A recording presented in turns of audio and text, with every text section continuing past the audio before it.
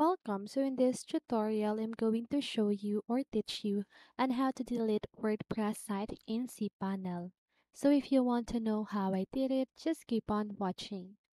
So first of all, what you need to do is to follow these simple steps. So first, access cPanel. So log into your cPanel account provided by your hosting provider. You can typically access cPanel by adding // cPanel to the end of your domain name. Now locate the File Manager option. So in cPanel, search for the File Manager option. It is usually located under the Files or Files and Folders section. Click on File Manager to proceed. Third, navigate to the WordPress sites directory. So in the File Manager, navigate to the directory where your WordPress site is installed.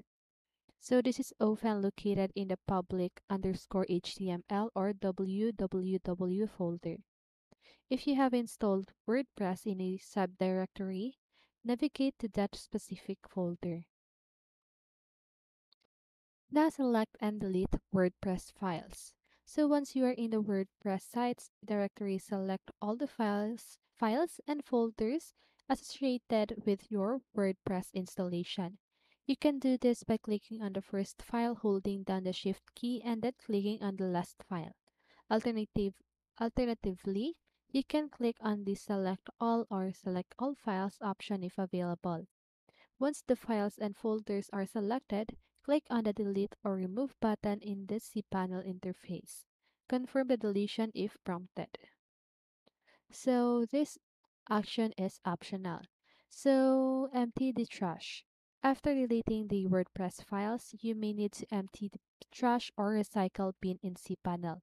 Look for an option to empty the trash and click on it to permanently remove the deleted files. Now the last one, remove the WordPress database. It is also optional action. So if you also want to remove the WordPress database associated with the site, go back to the cPanel main page and search for the Databases section.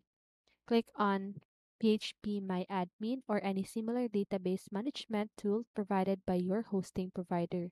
So locate the database associated with your WordPress site and delete it. Keep in mind that deleting the database will permanently remove all the data stored in it, including posts, pages, and settings.